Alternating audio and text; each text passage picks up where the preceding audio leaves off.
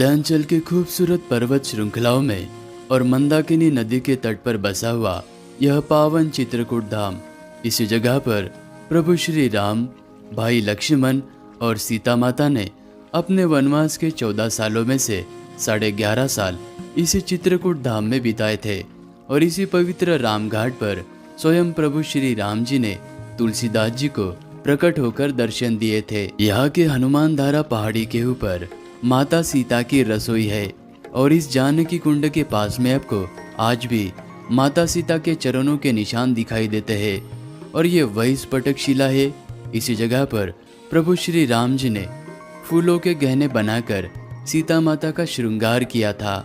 और यहाँ के कामदगिरी पर्वत की परिक्रमा करते हुए प्रभु श्री राम जी इसी जगह पर अपने भाई भरत जी से मिले थे।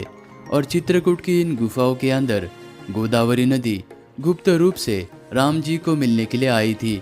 और इसी जगह पर सीता माता का स्नान कुंड भी है। चित्रकूट के इस यात्रा पर आप कौन से दर्शनीय स्थल पर जा सकते हैं, कितना आपको समय लगेगा और यहाँ पर रहने की एवं खाने पीने की क्या क्या सुविधा है, सारी जानकारी हम आपको इस वीडियो में देने वाले हैं। तो वीडियो को पूरा ज़रूर देखना।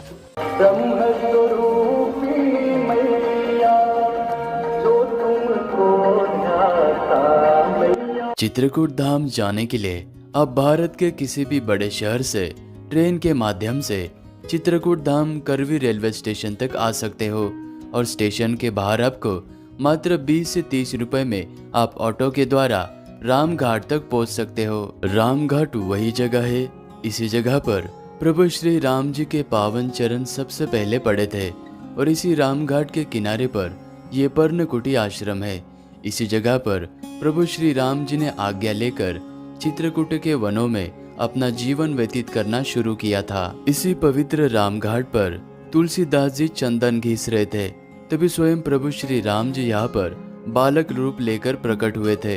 और उन्होंने तुलसीदास जी का चंदन से तिलक भी किया था। लेकिन तुलसीदास जी प्रभु श्री राम जी को पहचान नहीं पाए। तब हनुमान जी ने तोते का रूप लेकर तुलसीदास जी के कान में कहा, चित्रकूट के घाट पर भई संतन की भीड़, तुलसीदास चंदन घिसे तिलक करे रघुवीर। इस तरह से हनुमान जी ने तुलसीदास की सहायता की थी। रामघाट के पास में आपको ये मत्स्य गजेंद्रनाथ शिव जी का मंदिर नजर आएगा।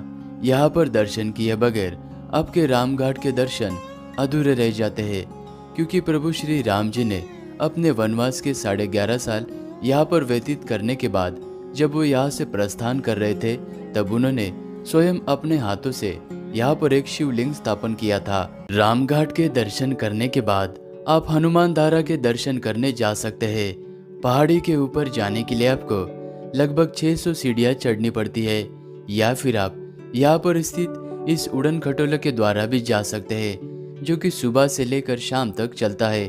और इसका टिकट 150 रुपये है। और आप 150 में ऊपर जाना और नीचे आना दोनों इंक्लूड रहता है। रोपवे से उतरने के बाद कुछ कदम चलते ही आप हनुमान धारा मंदिर में पहुंच जाओगे। जानकी माता के आशीर्वाद से पवन पुत्र हनुमान जी यहाँ पर विराजमान है। और माना जाता है कि लंका दहन करने के बाद पवन पुत्र हनुमान जी अपने पूंछ के अग्नि को शांत करने के लिए इसी जगह पर आए थे। और प्रभु राम जी ने तीर चलाकर इसी जगह पर सरस्वती की धारा उत्पन्न की थी। हनुमान जी के इस मंदिर के गर्भगृह में सरस्वती की धारा उत्पन्न होती है और ये यहाँ से बाहर जाते हुए इस कुंड में जमा होती है। और यहाँ से ये धारा कहाँ पर जाती है आज तक किसी को भी पता नहीं। हनुमान जी के दर्शन करने के बाद लगभग 50 सीढ़ियों से चलते हुए ऊपर आने के बाद आप सीता माता के रसोई तक पहुँच जाओगे। ये वही पावन जगह है। इसी जगह पर सीता माता ने अपने वनवास काल के समय में इसी जगह पर कंदमूल को पकाकर 5 ऋषियों को खिलाया था। और जहाँ पर सीता माता ने रसोई पकाई थी, वो जगह आज हमें यहाँ पर दर्शन करने के लिए मौजूद है। रामघाट से 3 किलोमीटर के दूरी पर यह पवित्र जानकी कुंड स्थित है। अपने वनवास काल के समय में प्रभु श्री राम, भाई लक्ष्मण और सीता माता इन विंध्याचल के वनों में रहा करते थे। तब सीता माता इसी जगह पर मंदाकिनी नदी के तट पर बने हुए इस प्राकृतिक जानकी कुंड में हर रोज स्नान किया करती थी।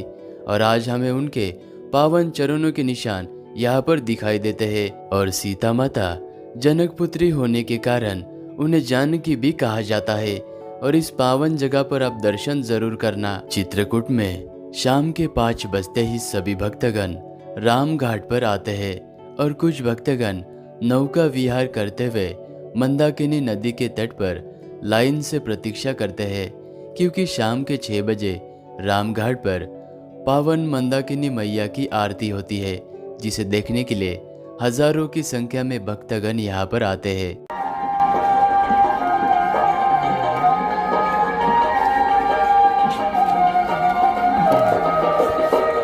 ब्रह्मस्वरूपी मैया जो तुमको ध्याता मैया जो। रामघाट में आरती हो जाने के बाद यहाँ पर मिलने वाले स्वादिष्ट पदार्थों का आप आनंद ले सकते हैं और चित्रकूट के किसी भी होटल में आपको 40 रुपए से लेकर 100 रुपए तक वेज थाली मिल जाएगी।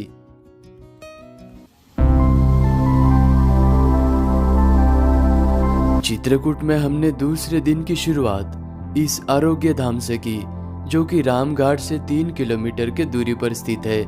और मंदाकिनी नदी की ये जो पवित्र जलधारा आप देख रहे, ये यहाँ के विंध्याचलों के जंगलों से आती है।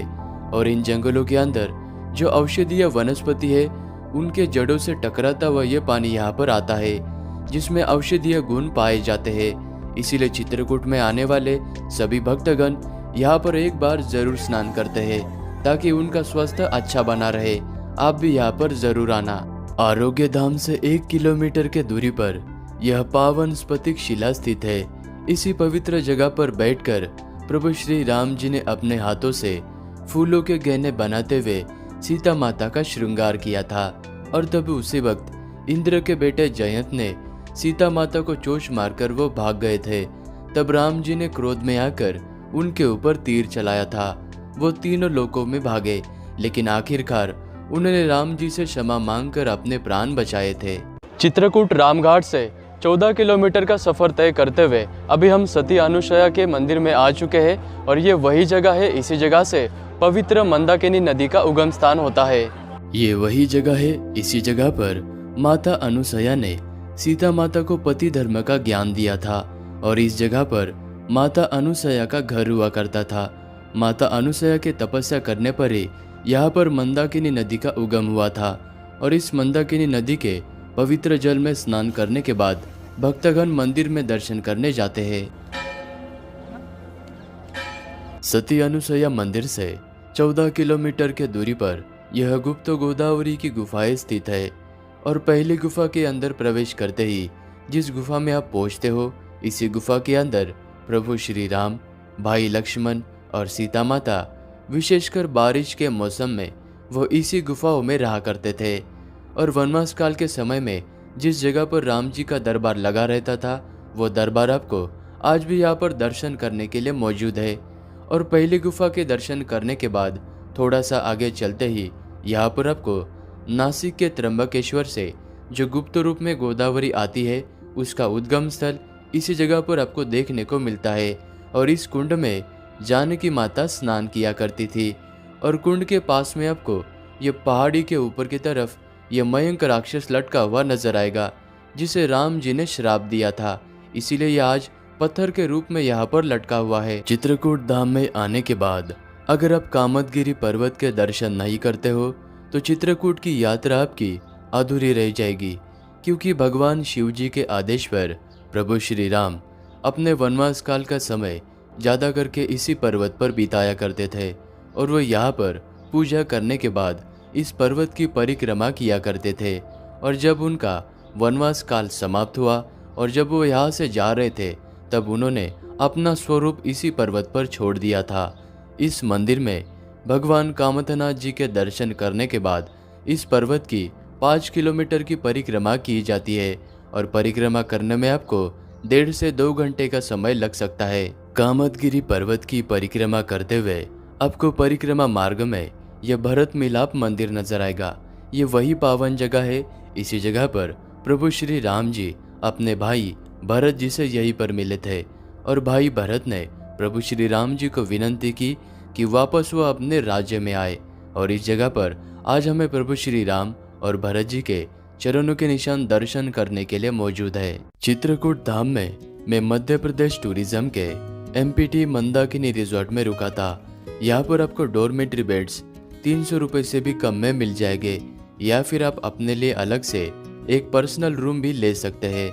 वैसे तो चित्रकूट धाम में आपको होटल्स और धर्मशाला भी मिल जाएंगे, जहाँ पर आपको 100 रुपये से लेकर 1000-1500 तक अच्छे रूम मिल जाते हैं। चित्रकूट धाम में सभी जगह पर दर्शन हो जाने के बाद अगर आपके पास में समय बचता है तो आप रामघाट से 11 किलोमीटर के दूरी पर स्थित इस गणेश बाग में आ सकते हैं।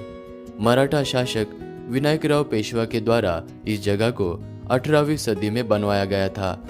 इसे मिनी खजीराव कह के भी जाना जाता है और इस जगह पर आपको ये पुराने जमाने का बहुत ही अद्भुत बड़ा सा कुआं नजर आता है, जिसे देखकर आप चौंक जाओगे। इस जगह पर आप जरूर आना। अगर ये वीडियो आपको अच्छी लगी तो वीडियो को लाइक करना, चैनल को सब्सक्राइब करना। मिलते हैं आपको नेक्स्ट व्लॉग में।